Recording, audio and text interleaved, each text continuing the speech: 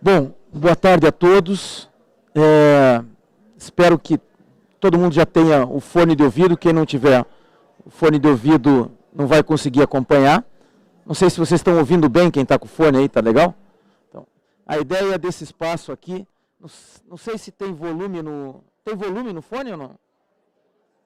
Tá bom o volume? Estão ouvindo bem? Tá. Então veja só, esse espaço aqui a gente fez com o fone exatamente para que o barulho em volta aqui não estragasse, enfim, a capacidade de vocês de entender o que nós estamos falando aqui no centro. Então haverá vários... você tem que estar com fone, Rui. Fone. Quem não tiver com fone não vai ouvir. Tem que pegar o fone.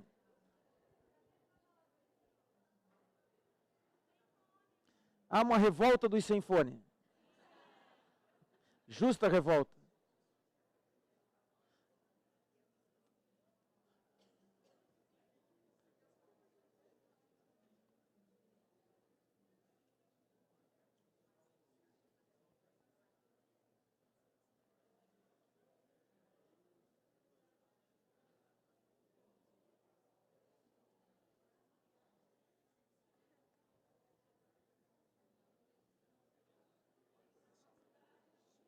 Não, mas aí os caras não ouvem. Ah, tá no fone, tá na caixa.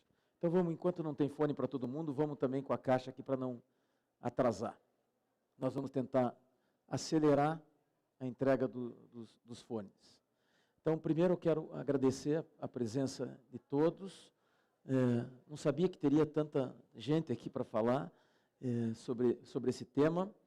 Então, eu vou tentar corresponder à expectativa de todo mundo que quis entender um pouco o que seria isso que a gente chama aqui no título de atendimento ao cliente.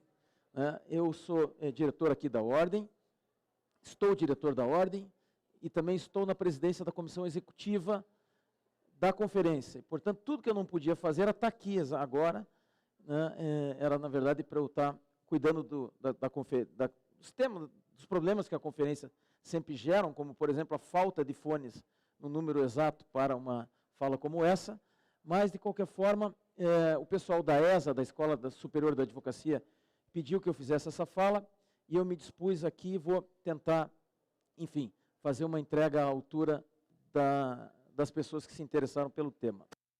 Eu vou dar para vocês aqui, não se trata de uma palestra, definitivamente não é isso.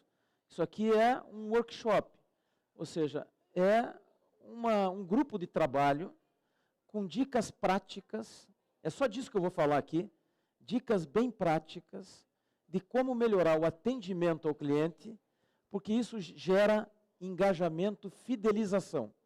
Essa que é a ideia. Então, nós temos um escritório aqui em Curitiba há 23 anos, que está em Curitiba, em São Paulo, no Rio, em Brasília, e tudo que eu vou dizer aqui foram coisas que eu aprendi apanhando, aprendi errando, porque uma fala como essa não é uma fala que tem na faculdade. A faculdade, a rigor, não ensina as pessoas a serem advogados. A faculdade ensina o conteúdo jurídico, mas não cuida de passar o que é a operação da advocacia.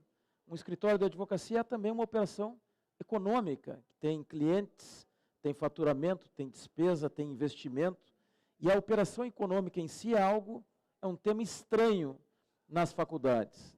E eu, até os 10 anos de escritório, muitas das coisas que eu falei aqui, eu nunca tinha me tocado que seriam importantes, por isso essa fala tem a ver um pouco com a fala que eu fiz para estudantes provocados por um evento, e o que eu falei aqui era mais ou menos assim, tudo que não me disseram sobre a advocacia. Então é isso que eu vou falar aqui.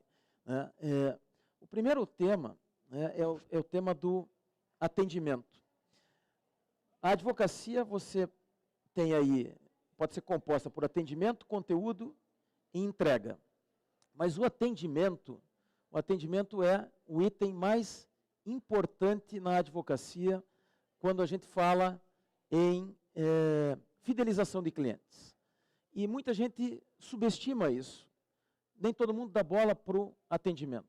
Uma pesquisa feita com os jurídicos das maiores empresas do Brasil, mostrou que quando se pergunta para os heads dos jurídicos das empresas, o que leva você a contratar esse escritório e não aquele? E aí alguém pode dizer, bom, é a formação acadêmica? Não, não é a formação acadêmica. É o preço?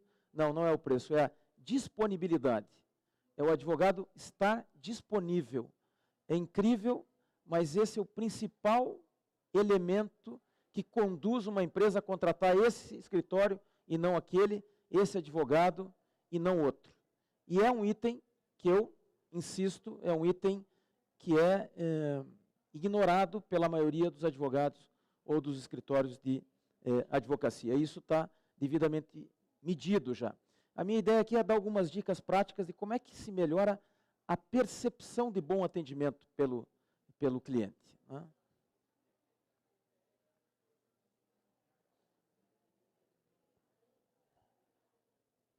A disponibilidade percebida. Bom, claro, primeiro, independentemente dessas dicas práticas, assim, ninguém despreza, né, que nós temos, todos nós aqui, temos a profissão que nós escolhemos. O Machado Meyer, que é um escritório grande de São Paulo, um dos sócios principais, que é o Antônio Meyer, ele diz, olha, que me desculpem as outras profissões, mas a advocacia é a melhor delas, né? Ele começa por aí. É importante que a gente tenha essa vocação. O Márcio Tomás Bastos, criminalista como a Marion, quando estava com 53 anos de advocacia, perguntaram para ele o que ele ia fazer dali em diante, e ele falou, eu vou continuar advogando até morrer. Né? Depois de 53 anos, e o Márcio Tomás Bastos morreu advogando. Então é importante ter vocação. Mas para além disso, né, é importante perceber, tem um outro grande advogado, que é o Francisco Musnick, ele é sócio do Musnick Aragão, Barbosa Musnick Aragão, o BMA, que é um dos melhores escritórios do Brasil, é sem dúvida o mais reconhecido do Rio de Janeiro. E o Chico Musnick, como é conhecido, ele diz uma coisa, você tem que ter claro, você advogado, que você está prestando um serviço. Porque nós, advogados, nós nos achamos especiais. Porque a Constituição diz que nós somos indispensáveis à administração da justiça. Só que nós somos muitos indispensáveis. Nós somos mais de 1.300.000 indispensáveis.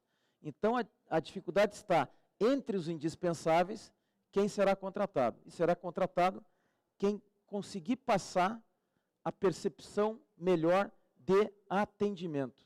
E aqui, em torno disso, vão girar algumas dicas práticas. Não basta estar disponível, tem que ser percebido como disponível. Né? Bom, primeiro, é importante que vocês compreendam a necessidade do cliente. Mas como assim? Bom, o cliente que chega lá no escritório de advocacia, ele não tem algo, normalmente ele não tem algo muito bom a tratar. É sempre uma dificuldade, por mais que ele esteja na posição de autor ou devedor, há o suspense em torno da solução da controvérsia, se a gente estiver falando da advocacia contenciosa, ou mesmo toda a complexidade envolvida numa advocacia consultiva. Então, é necessário, em primeiro lugar, que você compreenda a necessidade do cliente, porque isso vai gerar, eu vou falar disso depois, um contrato de expectativa que você vai fornecer com o teu cliente. Então, se você não compreender as dificuldades do teu cliente, se você não compreender, você não consegue dar o primeiro passo para o bom atendimento. E uma das formas de compreender é estar preparado para a reunião. Né? Se preparar para a reunião é um ato que tem que ser sagrado na advocacia. Estudar o cliente, mesmo que seja a primeira vez que ele esteja no teu escritório, poder falar algumas coisas da área de atuação da empresa do cliente, mostrar que você se preparou e ele... Por que isso? Porque ele vai notar que você deu importância para ele. O cliente quer se sentir importante. E aí você vai lá, com meia hora de estudo, você pode dar dois insights na reunião para dizer, esse cara estudou o que eu faço, ele sabe qual é a minha atividade, né? E o resto você vai aprender na reunião. Então você tem que escutar o cliente. E uma das coisas mais fatais para você ter percepção de bom atendimento é levar o celular para a sala de reunião. E os advogados fazem isso. Tinha um advogado do escritório, ele além de levar o celular, ele depois passou a ter as mensagens no iWatch da Apple. Então o cliente estava falando com ele, contando uma parte difícil do caso, e de repente ele olhava, apertava lá, ou você pegar o teu telefone celular e responder uma mensagem. E ainda a gente sempre tem uma desculpa para dar, não, calma aí, que é só uma coisa aqui que eu tenho que dizer para minha filha e tal. Então, assim, lá no escritório a gente proíbe, no sentido figurado, é soft law, não é rigoroso, mas assim, é uma regra, não leve o celular para a sala de reunião. Imagina se você estiver no médico e ele estiver ali para fazer o diagnóstico do teu problema, e quando você está relatando o problema, na metade ele pega o celular e responde uma mensagem na tua frente. Então, não tem como ter uma reunião sem atenção ao cliente. Alinhe as expectativas. Né? Quando você faz uma reunião como essa, eu sempre digo isso, olha, você vai tratar de um monte de coisa ali na reunião, né? E vai ter uma sequência depois daquela reunião. Não custa fazer uma coisa simples, uma ata singela da reunião. Não é a ata como nós advogados fazemos numa reunião formal. É só dizer, eu combinei isso, isso, isso, e em quais prazos. E aí você manda um e-mail para o cliente, que você vai demorar 5 minutos para fazer. Só para deixar registrado, você ficou de me mandar tais documentos, eu fiquei de te entregar aquele estudo na quarta-feira, e depois nós faríamos uma segunda reunião com o pessoal que vai nos dar assistência. Aquele resuminho ali é o roteiro que você tem do atendimento. E com isso você alinha expectativas. O que é alinhar a expectativa? É combinar o próximo passo. Senão muita gente fica esperando que o cliente provoque o próximo passo. E às vezes, muitas vezes, como a gente nota lá no escritório, torcendo para que o cliente não provoque. Porque você está atrasado. Porque você não combinou prazo. Então, isso daí gera uma percepção de que você não está preocupado com o problema dele. Agora, se você fizer esse roteiro, essa atazinha é o roteiro do bom atendimento, isso aumenta a percepção de disponibilidade e bom atendimento. Esteja preparado para ouvir o que eu já falei. Como você pode fazer uma boa entrega? Antecipe as entregas. Sabe que os advogados têm uma fama absolutamente correta de que deixam para a última hora. Os clientes têm a percepção de que nós deixamos tudo para a última hora. Né? E isso daí é uma coisa muito ruim na percepção do cliente do atendimento. O que a gente fez há 10 anos no escritório e a gente cumpre isso rigorosamente? Nós cumprimos todos os prazos do escritório pela metade do prazo, no contencioso. Então, se o prazo é de 15, a gente cumpre em 7 dias. Agora são 15 dias úteis, a gente cumpre em 7. Mas alguém vai dizer, mas é difícil porque eu tenho muita coisa, então eu tenho que cumprir no prazo legal. Isso é falso, porque não alterem nada o esforço que você tem que fazer para entregar um prazo na metade do prazo ou no prazo integral. É só uma questão de fluxo de trabalho. Você, depois que acerta o fluxo, você não trabalha a mais para entregar antes, você trabalha o mesmo tempo.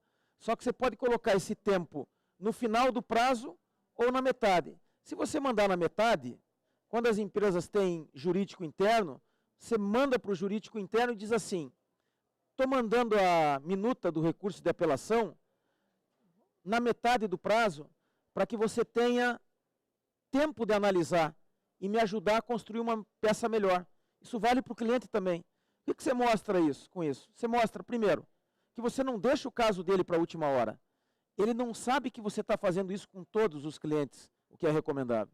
Segundo, você mostra para ele que você conta com a ajuda dele para construir uma peça bacana Isso é valorizar o cliente. Nós fizemos isso há 10, 11 anos. Saiu o som aqui? Não tá?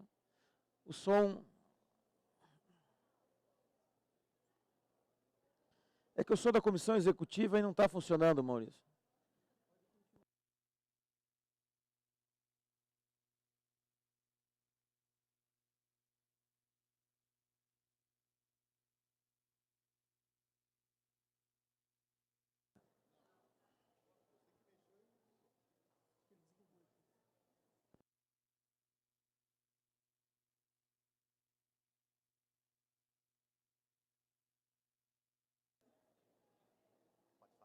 Oi? Não, não está falando. Está ouvindo? Estão ouvindo? Tá, beleza. Não, não precisa. Bom, então, voltando, é uma dica simples essa, gente, cumprir na metade. Mas aí, nem todos os prazos são prazos judiciais, não é mesmo? Também tem prazos consultivos. O que é um prazo consultivo? Alguém vai lá no escritório da Maria Cecília e diz assim, Maria Cecília, você pode para mim fazer, por favor, um contrato de compra e venda desse imóvel? E aí a Maria Cecília diz sim. Para quando você precisa? Aí ele diz assim, olha, eu vou fazer a reunião sobre o contrato na sexta. Então, se você pudesse me mandar na sexta de manhã, seria ótimo. Aí o que a Maria Cecília faz? Ela contrata um prazo. Quando a gente contrata um prazo consultivo lá no escritório, ele vai para o CPJ, para o nosso sistema de controle, como se fosse um prazo contencioso, como outro qualquer. Tem que cumprir de qualquer jeito. Só que aí, de vez em quando, a Maria Cecília faz uma coisa simples. Quando o cliente está angustiado, quando aquele caso é relevante, o que ela faz? Ela, que tinha combinado de entregar na sexta, ela na quinta-feira manda um e-mail para o cliente e diz assim, eu sei como é importante para você esse contrato, então eu reorganizei a minha agenda e estou te entregando com um dia de antecedência. Isso aí é ouro em pó para conquistar a fidelidade do cliente, porque o cliente se sente único, que você foi capaz de reorganizar a agenda para poder entregar antes. E você gastou mais tempo com isso? Não, é o mesmo tempo que você tinha. Só que você passou para o cliente a sensação de que ele é especial. Isso mostra atendimento, disponibilidade, isso é ouro em pó na fidelização do cliente. E digo, antecipar a entrega não tem nada a ver com gastar mais tempo, é o mesmo tempo, é uma questão de fluxo. Aquilo que você faria aqui, você faz ali. Aquilo que a gente controla no escritório. Tem o PRA, que é o prazo interno, e o PLE, que é o prazo legal. Né? Então, a gente tem um sistema de duplo controle. E a gente cumpre 95% dos prazos do escritório no PRA, que é o prazo interno. E a gente avisa o cliente, e depois manda um relatório para o cliente dizendo cumprimos os teus prazos pela metade em 108 casos dos 115. Por que não todos? Às vezes não dá, falta um documento, às vezes o cliente não quer antecipar, mas a regra é essa. Devolutiva espontânea. Outra dica simples, gente, que é só botar na agenda. Tudo que eu estou falando é coisa assim, de 2 minutos, 3 minutos. O que é a devolutiva espontânea? Você tem um caso de contencioso que dura, às vezes, anos. O cara entra com uma ação de indenização contra o Estado do Paraná, né, com perícia, cai numa vara da Fazenda Pública. É um processo para demorar 4, 5 anos. E às vezes o processo fica parado 6 meses, 8 meses. E o que você faz daí? Como o processo está parado, você não fala com o cliente nesse período. Afinal de contas, não tem o que falar. O processo está parado. Só que, como o cliente não recebe nenhuma informação tua, ele fica com a percepção de que você esqueceu dele. Uma vez eu postei um negócio no Facebook, quando o Facebook era mais utilizado, veio um cliente do escritório lá e falou assim, Pereira, ao invés de postar aqui no Facebook, você não dá uma olhada no meu processo que está parado?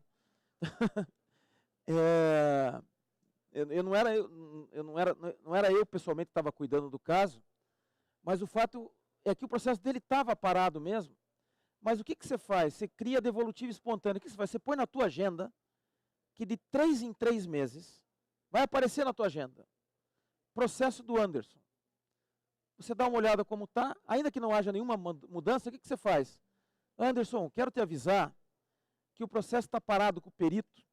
Infelizmente ele não entregou, a gente já falou 2 vezes com ele, mas assim que ele entregar eu te dou notícias, nessa vara costuma demorar mesmo. Você manda uma mensagem no WhatsApp, você gastou 2 minutos. O que o Anderson, teu cliente, vai perceber? Ele está preocupado com o meu caso. Ele não deixou de acompanhar. Devolutiva espontânea. Simples, mas é ouro em pó na fidelização também. É só botar na agenda. Você bota na agenda nesse sistema de acompanhamento. É um prazo que você vai ter para cumprir. Você abre a tua agenda no dia, tem 3 devolutivas espontâneas para fazer, você faz as 3. Tangibilize as entregas. Esse verbo é horrível, mas até agora não achei outro. Para citar ainda um cliente hipotético da Maria Cecília, ele, em vez de pedir um contrato para ela, ele foi lá e pediu o seguinte: olha, esse contrato me foi enviado aqui e eu gostaria que você revisasse o contrato. Aí a Maria Cecília gasta horas para revisar o contrato. Porque revisar o contrato é identificar cada um dos pontos do contrato que podem merecer aprimoramento, não apenas do ponto de vista jurídico, mas aos olhos do interesse do cliente, e propor alterações que deixem o contrato melhor para o cliente do que aquela versão primeira. Mas, coincidentemente, a Maria Cecília, ao ler aquele contrato, foi chegando à conclusão que o contrato na íntegra era aquele que ela própria faria se tivesse com a incumbência original de fazer a primeira minuta. Ela gastou horas para chegar a essa conclusão. Ela aí pode entregar de 2 formas. É importante perceber, a advocacia é intangível. Não é como comprar um carro que você faz test drive. Nós, advogados, nós vendemos a promessa da boa prestação de serviço. Mas o cliente só vai perceber se a gente souber entregar. A Maria Cecília tem 2 formas de entregar, nesse caso. Mandar um e-mail para o cliente e falar o seguinte: tudo ok com esse contrato, pode seguir assim. Ou ela pode gastar um tempo a mais, nesse caso gasta um tempo a mais, e faz uma apresentação com 4 slides, dizendo: olha, aqui nessa cláusula, certo? Essa multa estabelecida aqui é uma multa que, de fato, embora eu tivesse pensado em aumentá-la, porque era uma cláusula penal, a 30%, a jurisprudência não admite 30%, então eu estou mantendo como ele me falou. Aqui tem uma cláusula compromissória, eu também acho que a Brasil-Canadá é melhor, eu até comparei as custas aqui com a arbitragem da FIEP, não está tão diferente, vão ficar... E aí ela vai e explica por que é que ela validou aquele contrato. E mostra para o cliente que, para validar, ela teve que passar pelos conhecimentos que ela tem, pela pesquisa que ela fez. Então, você tem que deixar tangível, fazer apresentações para os clientes. Né? A gente sempre faz lá apresentações. Enfim, tem que entregar na formatação adequada, utilize recursos de apoio com gráficos de visual law, dashboard. Ah, mas o meu escritório é pequeno, não tem uma equipe para fazer isso. Mas hoje, gente, tem empresas terceirizadas aí, que você contrata por escopo muito barato, está tudo muito barato para fazer isso. Você pode contratar, você não vai fazer isso em todos os casos, mas faça nos casos mais relevantes. Né? Ó, a gente faz uns gráficos assim na hora de entregar, uns relatórios. Exercício pós-venda. Pode parecer até pós-venda em advocacia. Pode isso, Maurício? Né? O pós-venda, né? Pós-venda é uma coisa simples também, que pouca gente faz. Vamos voltar para o caso da Maria Cecília, mas pode ser em qualquer outro caso. Você foi lá, veja o que ela fez. O cara levou o contrato para ela, pediu para que fosse na sexta. Ela disse: reorganizei e entreguei na quinta. Apresentou em slides porque é que ela tinha chegado naquela versão do contrato. E ele tinha dito para ela: na sexta-feira eu vou fazer a reunião para discutir esse contrato. A Maria Cecília não ia estar na reunião, como a gente pode não estar nessas reuniões. O que a Maria Cecília faz? Anota na agenda dela no final da tarde, ligar para fulano de tal e perguntar como é que foi. Ou mandar uma mensagem para o WhatsApp. 30 segundos. Para o cliente, ele jamais imagina que você está preocupado como é que vai ser a reunião, ou que você vai lembrar que ele teria isso. E aí chega no WhatsApp dele. Foi tudo bem com a reunião? Precisa de alguma coisa? 30 segundos. O cliente fala, meu Deus, ele está preocupado comigo, ele sabia que eu ia ter a reunião. E se você se coloca à disposição para seguir adiante. Dica simples. No contencioso a mesma coisa. Você anota lá, você entregou o resultado para o cliente. Você ganhou aquela ação que tramitava há anos, ele recebeu. Você põe na tua agenda 3 meses depois. Estou passando aqui só para dizer que foi uma satisfação ter atendido e me colocar à disposição para qualquer outra coisa que você precisar. Isso é lícito que o advogado faça. Eu posso conversar com quem está na minha base de clientes. Eu não posso mandar isso para um cliente de um outro escritório. O que isso significa? Pós-venda. Ele vai lembrar de você. Se você não fizer isso, quando ele tiver um outro problema, pode ser que tenha um advogado do lado dele. E como nós temos 1.300.000 advogados no Brasil, sempre tem um do lado da gente. Um primo, um sobrinho, um tio. Seja lembrado. Como é que a gente mede o foco no cliente lá no escritório? A gente faz uma pesquisa de satisfação. Né? Não sei se o Rui está aqui, que trabalha lá conosco. Qualquer momento ele pode levantar a mão e me desmentir aqui. Mas é o seguinte, está aqui a Naomi, que trabalha lá. A pesquisa de satisfação é uma coisa muito simples de fazer também. Você pode mandar um formulário, mas para os clientes que são maiores, não que eles mereçam mais atenção, mas porque ele tem um número de casos em que o formulário não é capaz de extrair todas as informações necessárias, a gente manda uma pessoa do escritório, marca lá e vai lá, e mede a satisfação. E aí a gente pesquisa todos esses itens aí. Disponibilidade, qualidade das informações, preparo dos advogados, prazos combinados, superação de expectativa, recomendação de serviço. Superação de expectativa é o que o exemplo da Maria Cecília tem. Quando você contrata com o cliente, você gera uma expectativa, ela vai me entregar na sexta. Você pode entregar o melhor contrato do mundo na segunda seguinte. Não importa, você teve uma quebra negativa de expectativa. O cliente não vai dar bola para a qualidade do trabalho que você fez. Ele vai estar muito contrariado com o descumprimento do prazo. Agora, quando você contrata na sexta e entrega na quinta, isso é quebra positiva de expectativa. E aumenta a percepção do cliente, aumenta a nota do advogado no escritório e é um fator importante para definir o bônus e agora a progressão do advogado na carreira do escritório. Se você mede satisfação, você premia quem atende bem. Se você mede satisfação, você põe medo naqueles que vão atender mal. Não é, Paulo? A turma fica com medo do resultado da pesquisa de satisfação que vai sair lá no escritório daqui nos próximos dias. É um momento de tensão. Não tem como esconder se o cliente está insatisfeito. Se você tem um escritório com muitos advogados, você não consegue controlar todo mundo ao mesmo tempo. Eu tinha lá no escritório o Pinheiro Neto, uma coisa bacana para falar sobre atendimento. O Pinheiro Neto é, quem sabe, o escritório mais renomado do Brasil. Né? O Pinheiro Neto mesmo já morreu. Na década de 40, o fundador do Pinheiro Neto, quem conta isso é o Celso Mori, que é o sócio que está vivo dele. Foi para Londres trabalhar um tempo na BBC. E lá ele visitou escritórios de advocacia. Quando ele voltou para cá, os sócios chegaram para ele, o que você tem de mais valioso sobre a advocacia? Quando a advocacia na Inglaterra tinha uma dimensão maior do que tem hoje, que os americanos cresceram muito. E aí todo mundo achando, olha, ele vai dizer como é que faz uma petição, um argumento jurídico novo, como é que é na common law para construir uma petição. Ele disse assim, o mais valioso que eu aprendi lá é que tem uma regra. Os advogados têm no máximo 24 horas para retornar uma ligação. O Pinheiro Neto construiu o escritório importando, antes de todo mundo, essas técnicas de atendimento aqui. Lá no escritório, agora não tem mais, porque não tem telefone fixo, mas o Paulo e a Naomi sabem que eu recebi um relatório das ligações não retornadas, todo dia de manhã, quando ligavam no fixo. Aí, o Paulo e a Naomi nunca estavam naquela lista, porque eles respondiam no horário, mas assim, os outros advogados que não estão presentes aqui, às vezes não davam retorno da ligação. Porque ligava para o advogado, quero falar com fulano está em reunião.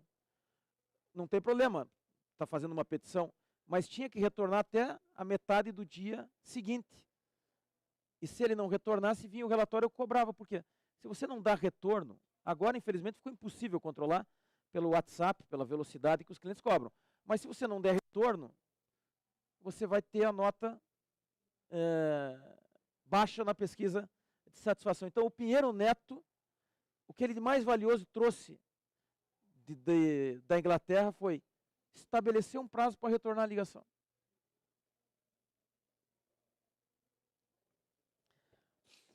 Clientes satisfeitos ficam no escritório. Já os clientes entusiasmados os indicam para o mercado. Para nós, superar as expectativas é a melhor forma de demonstrar foco no cliente. Veja só uma coisa, como é que você conquista novos clientes? Ah, você tem Instagram, tem LinkedIn, quem dá aí curso de marketing jurídico diz que você tem que ter marketing de conteúdo para ter engajamento no LinkedIn, você tem que ter um site bacana, você tem que ter um monte de coisa. Né? Mas nós medimos lá no escritório, nós temos um CRM e a gente sabe de onde vieram os clientes. 70% dos nossos clientes vêm da onde? Da internet, do Instagram? Não, indicação. O que alimenta um escritório de advocacia é indicação. O resto é periférico. Né? E como é que você consegue indicação? Você tem vários clientes que estão lá no teu escritório. E tem os clientes que não saem no teu escritório porque eles estão satisfeitos. E sair do escritório sair da zona de conforto, é ruim trocar de escritório. Então o cara está com algumas reclamações esporádicas, ele não está muito satisfeito, mas está ok, ele gosta do cara, tem uma relação, ele vai mantendo assim. Esse cara fica no teu escritório, eventualmente pode sair se baixar muito o nível de satisfação. Mas ele não vai te indicar. Não vai indicar. Porque quem indica se compromete com a indicação. Só quem está entusiasmado é que indica. Então, se você entusiasmar o teu cliente, você fideliza e consegue indicação.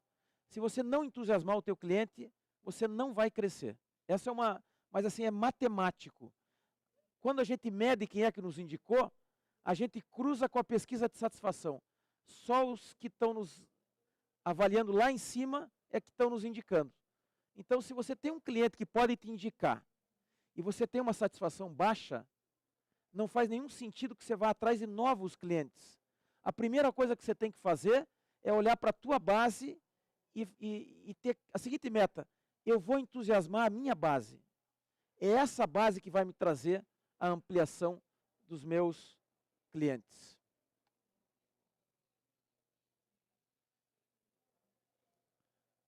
Isso aqui, essa apresentação, tem um merchandising do escritório depois, mas daqui não dá para fazer, eu já tirei o slide. Gente, enfim, a ideia era essa, apresentar bem dicas práticas, que eu quero dizer para vocês o seguinte: eu, antes de montar o escritório, trabalhei com um advogado que é muito conhecido aqui em Curitiba, foi diretor da faculdade de Direito, não vou mencionar, já falecido, que era um advogado brilhante, um professor brilhante. Eu e o meu sócio trabalhávamos com ele antes de montar o escritório. Mas ele tinha uma frase que é a antítese disso. E nos impregnou um pouco. Ele dizia o seguinte: a advocacia é uma coisa bonita, o que atrapalha é o cliente, ele dizia. Né? E é que é tudo o contrário. E nós montamos o escritório com essa frase. Né?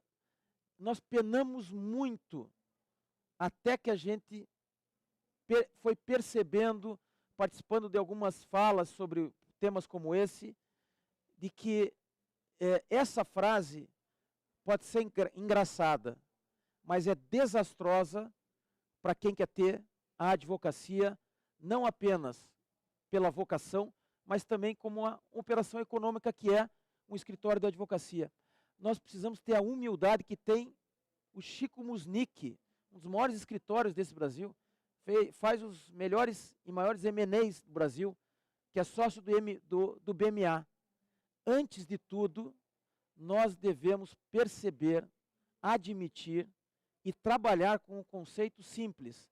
Advogar, para além da paixão, é, sobretudo, prestar um serviço. Quem presta o melhor serviço tem mais chance. Valeu, gente. Obrigado.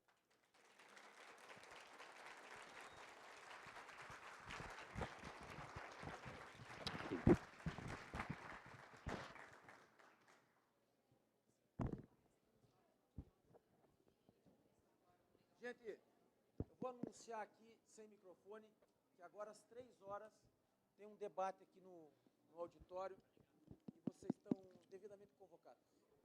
Alô, alô.